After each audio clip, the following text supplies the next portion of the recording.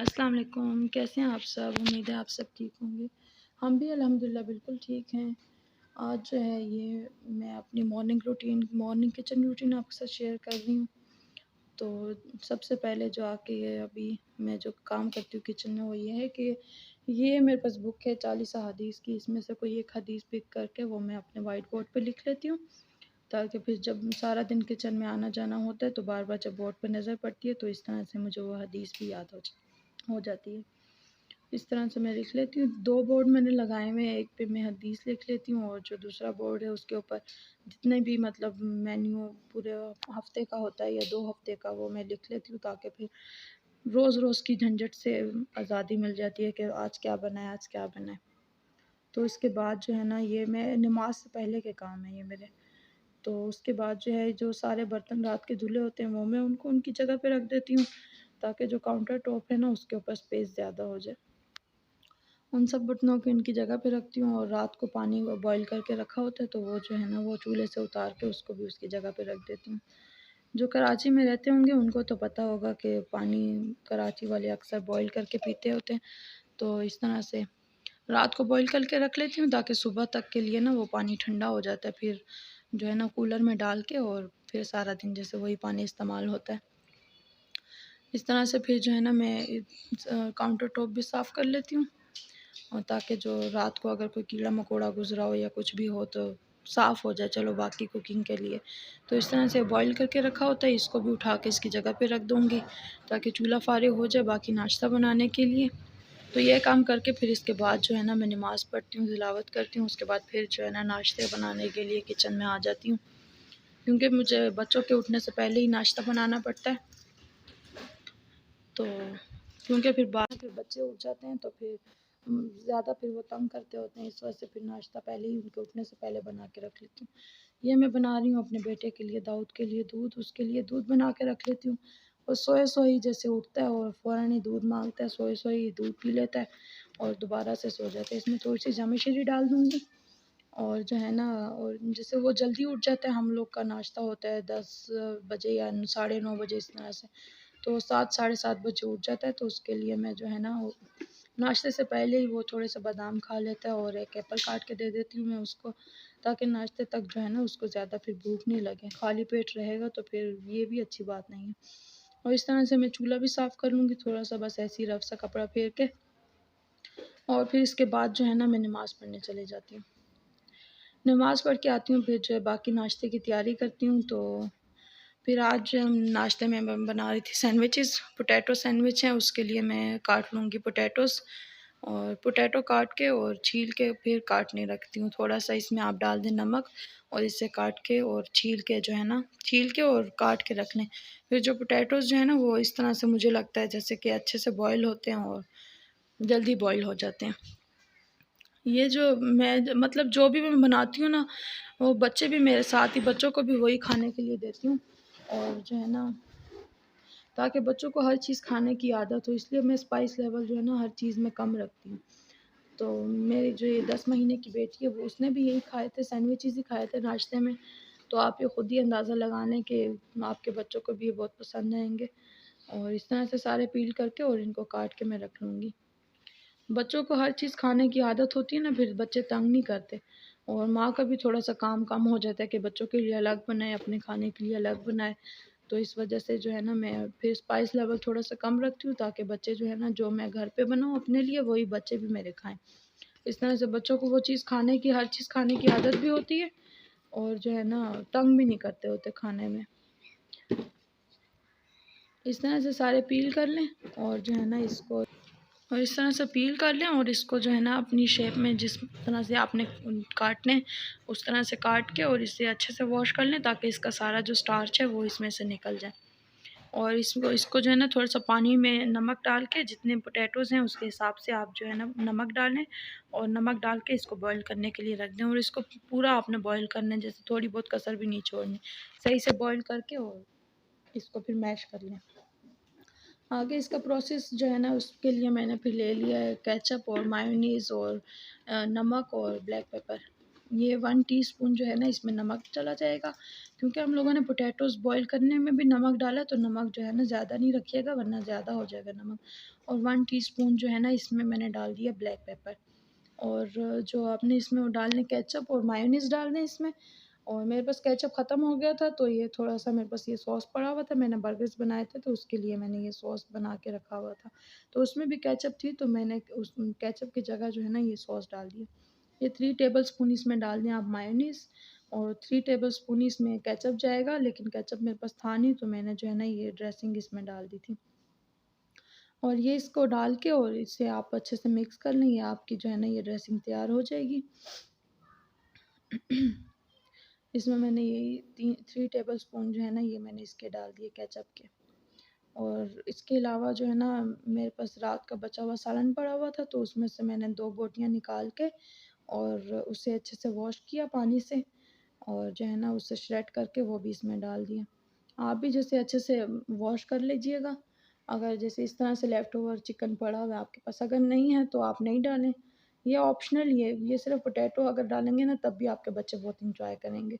तो मेरे पास ये पड़ा हुआ था तो ये भी मैंने डाल दिया इस तरह से श्रेड करके। अगर आपके पास अगर लेफ़्ट ओवर यूज़ करें तो उसे अच्छे से वॉश करके और फिर आप इसमें डालिएगा, क्योंकि वरना फिर सालन का जायका आएगा इसके अंदर से। इसको डालें और इसको अच्छे से मिक्स करके और ये आप इसको साइड पे करके रख लें।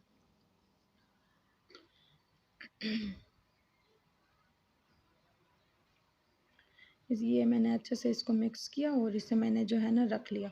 और फिर ये इसके अंदर जा रहा है एक 1 टेबलस्पून जो है ना तिक्का मसाला इसमें डाल दें और इसे भी अच्छे से मिक्स कर लें। ज़्यादा स्पाइसी नहीं रखिएगा वरना आपके बच्चे नहीं खाएँगे और उनको जो है ना फिर स्पाइसी लगेगा तो उनको अच्छे से मज़ा नहीं आएगा खाने में। और जो ये पोटैटो हैं ये भी बॉयल हो गए थे, इसको भी अच्छे से मैश कर लें। और जो हमने मायोनीज़ और केचअप और चिकन वगैरह की वो तैयार करके रखा हुआ है वो भी इसमें डाल दें। और जब वो इसमें डाल देंगे ना आप, तो आप चेक कर लीजिएगा, चख के थोड़ा-सा, अगर आपको किसी चीज़ की कमी नज़र आ रही है तो वो जो है ना कमी को पूरा कर लें। मतलब अगर सॉल्ट कम है या पेपर कम है या मायोनीज़ वगैरह कोई किसी चीज़ की कमी है तो वो इसमें डाल दें। तो यहाँ मैं भी इसको टेस्ट कर लूँगी और मुझे थोड़ा-सा ब्लैक पेपर भी कम लगा और थोड़ा-सा केचअप कम लगा, तो मैंने इसमें थोड़ा-सा जो है ना केचअप डाल दिया और थोड़ी-सी बिल्कुल ब्लैक पेपर और मैंने इसमें डाल दी और इसे मैंने अच्छे से मिक्स कर लिया। ये हमारा तैयार हो गया पोटैटो सैंडविच के लिए। और इसको तैयार करने के लिए फिर उसके बाद मैंने इसमें ब्रेड स्लाइसेस लिए और उसके ऊपर जो है ना 1 टू 2 टेबलस्पून इसको रखा, स्प्रेड किया। और जो है ना उसके बाद जो है ना मैंने इसे अच्छे से इसके ऊपर ज़्यादा लगाइएगा ताकि सॉफ्ट से, मतलब अंदर से स्पॉन्जी होते हैं, बाहर से जो है क्रंची होते हैं। तो बहुत ही मज़े के लगेंगे आपके बच्चों को भी और ज़रूर ट्राई कीजिएगा। इंशाल्लाह आपके बच्चों को बहुत पसंद आएगी। और अगर आप मेरी रेसिपीज़ ट्राई करते हैं ना तो मुझे फ़ीडबैक भी दिया करें कि आपने ट्राई की है तो कैसा लगा आपके घर वालों को या आपके बच्चों को। मेरी जितनी भी रेसिपीज़ हैं ना उसमें जैसे स्पाइस लेवल मैं कम रखती हूँ ताकि बच्चे भी अच्छे से एंजॉय करें, क्योंकि आजकल की जो माएँ हैं बस यही उनको परेशानी होती है कि बच्चे खाते नहीं हैं जो भी बनाएं।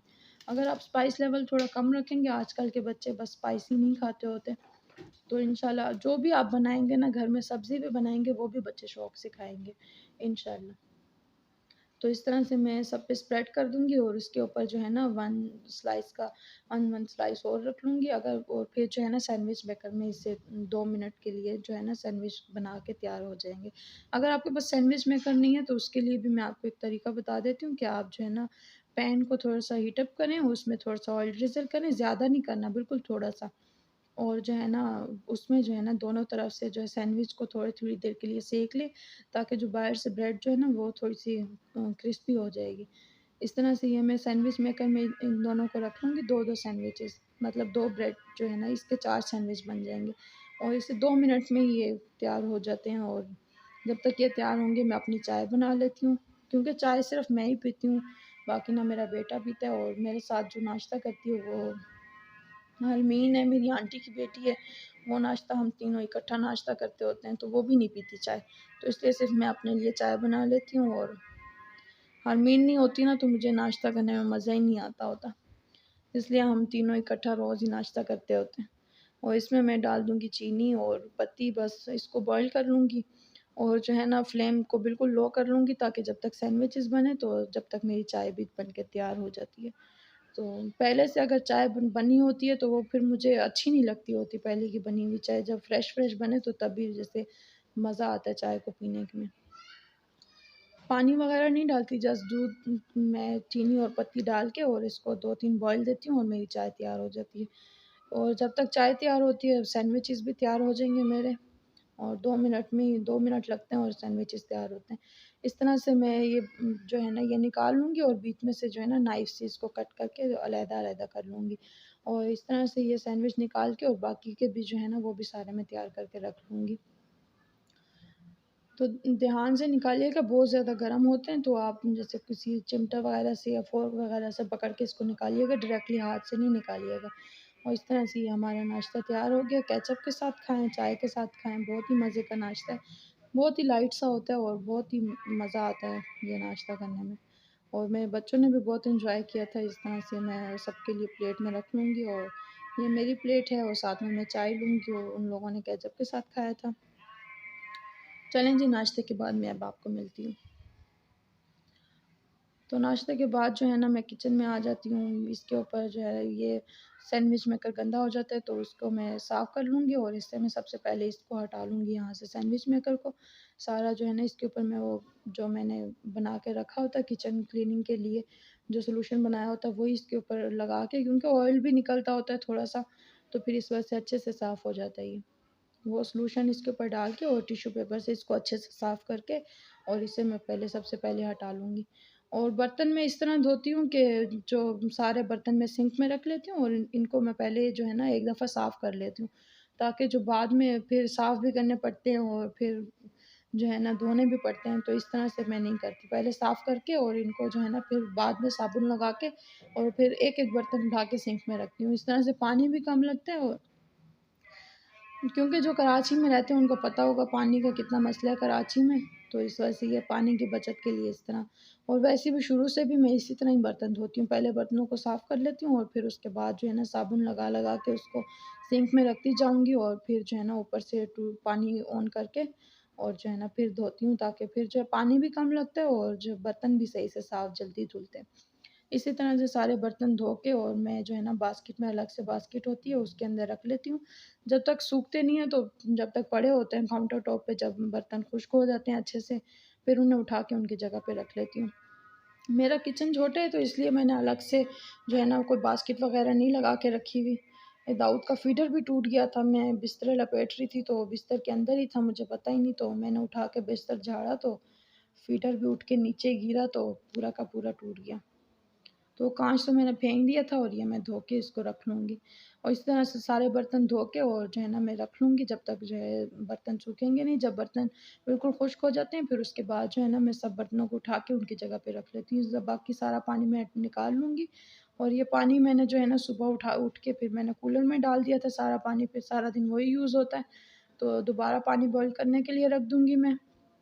और इसी तरह से ये जो है ना मैं चूल्हा नाश्ता भी बनाते हैं ना, फिर उसके बाद चूल्हा जैसे गंदा हो जाता है, चूल्हे के ऊपर भी वही सॉल्यूशन जो है ना मैं वो स्प्रे कर दूँगी और साइड दीवारों पे जो किचन की दीवारें हैं उनकी टाइल्स के ऊपर भी सारा कर लूँगी, ताकि जो ये क्यों अक्सर हम नाश्ता वग़ैरह बनाते हैं या वो बनाते हैं खाना तो ऑयल वग़ैरह भी उड़ के जो है ना उसके ऊपर जाता है टाइल्स वग़ैरह पे, तो वो भी चिकने-चिकने से हो जाते हैं, तो ये तो डेली ही मैं साफ़ करती होती हूँ। इस तरह से चूल्हे को साफ़ कर लूँगी और जो वो है ना इसके ऊपर मैं जो है इसको कपड़े से भी साफ़ कर लूँगी।